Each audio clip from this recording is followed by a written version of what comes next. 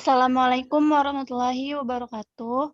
Kami dari kelompok 7 akan mempresentasikan hasil diskusi kami, yaitu yang membahas tentang deiksis endofora, deiksis anafora, deiksis wacana, dan deiksis sosial.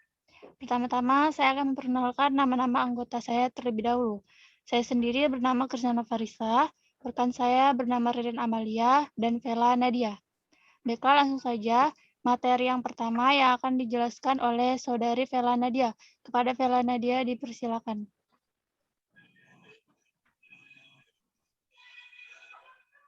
Baik, penjelasan yang pertama.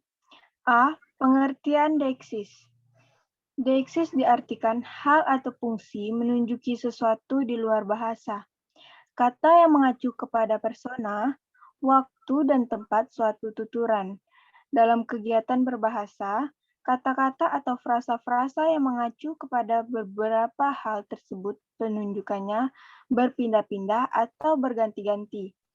Tergantung pada siapa yang menjadi pembicara, saat dan tempat dituturkannya kata-kata itu.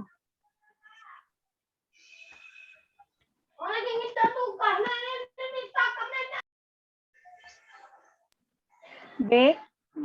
Jenis-jenis deiksis. Yang pertama, deiksis endofora.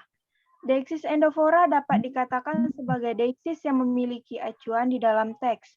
Sebagai contoh, kata-kata yang tergolong deiksis endofora adalah kata yang merujuk pada teks yang telah disebutkan.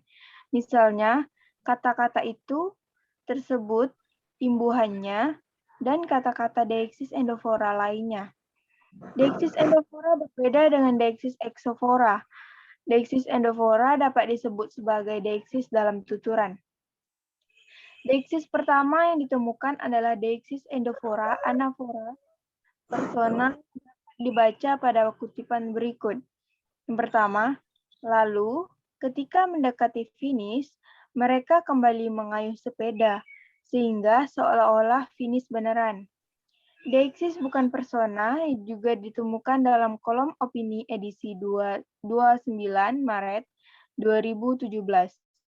Deiksis tersebut dapat dibaca pada kutipan berikut. Yang kedua, mereka yang tanggung itu yang menarik untuk dibahas. Baik, sekian. Terima kasih. Baiklah, materi yang selanjutnya yang akan dijelaskan oleh Saudari Ririn Amalia. Kepada Saudari Ririn Amalia dipersilakan. 2. Deiksis anafora. Deiksis persona ketiga dengan pengajuan endafora terdiri dari dua jenis, yaitu anafora dan katafora. Menurut Alwi DKK, anafora adalah rujuk silang dengan hal atau kata yang telah dinyatakan sebelumnya. Deiksis persona ketiga untuk jenis anafora terdiri dari pronomina, personanya, dia, dan mereka. Pada deiksis persona ketiga, untuk jenis anafora yang ditemukan dalam kumpulan cerpen pada Koran Suara Merdeka Online edisi November 2018, yaitu dia dan mereka. Penggunaan tersebut dapat dilihat dalam data berikut. 3.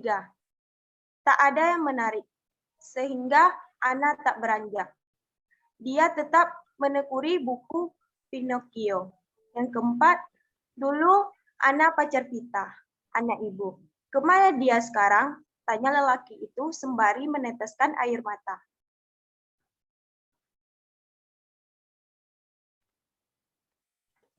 Baiklah, materi yang selanjutnya yang akan dijelaskan oleh saya sendiri, yaitu 3. Deiksis wacana. Deiksis wacana adalah deiksis yang berkaitan dengan pengkodean referensi, bagian dari wacana di mana percakapan berlangsung atau yang mengacu pada ekspresi. Berada di mana deiksis wacana merupakan semua ekspresi dan frase yang menavigasi pembaca atau pendengar melalui lisan atau tulisan. Deiksis wacana ialah rujukan pada bagian-bagian tertentu dalam wacana yang telah diberikan atau sedang dikembangkan.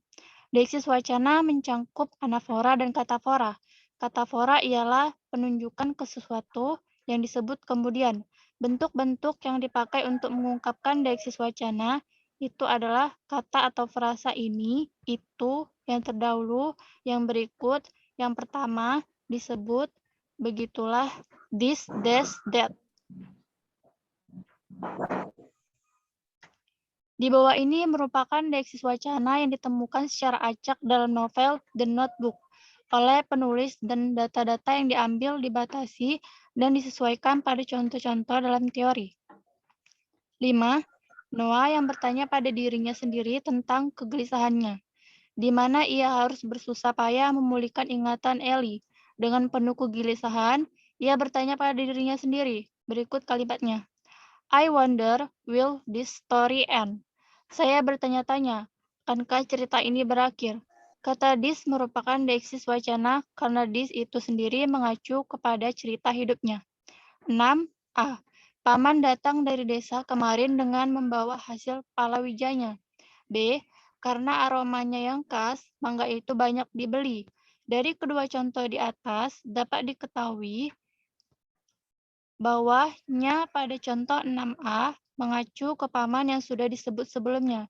Sedangkan pada contoh 6b mengacu ke mangga yang disebut kemudian. 4. Deeksis sosial. Menurut Fillmore, deeksis sosial berarti aspek kalimat yang mencerminkan atau membentuk atau ditentukan oleh realitas tertentu dari situasi sosial di mana tindak tutur terjadi. Dia menambahkan bahwa deeksis sosial mengkodekan identitas sosial manusia atau hubungan sosial antar manusia atau antara satu dari manusia dan orang-orang serta lingkungan di sekitarnya.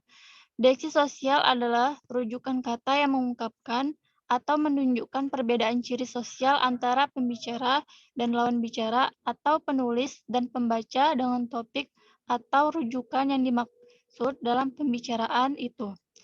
11 contoh deeksis sosial misalnya penggunaan kata mati, meninggal, wafat, dan mangkat untuk menyatakan keadaan meninggal dunia. Selain itu, deeksis sosial juga ditunjukkan oleh sistem honorifics, bahasa atau sopan santun dalam berbahasa. Misalnya penyebutan pronomina persona atau kata ganti orang seperti kau, kamu, dia, dan mereka, serta penggunaan sistem sapaan dan gelar. Baiklah, sampai di sini hasil penjelasan dari materi kelompok kami. Jika ada kesalahan atau kekurangan kelompok kami dalam membahas materi diskusi kami mohon maaf. Kami akhiri. Wassalamualaikum warahmatullahi wabarakatuh.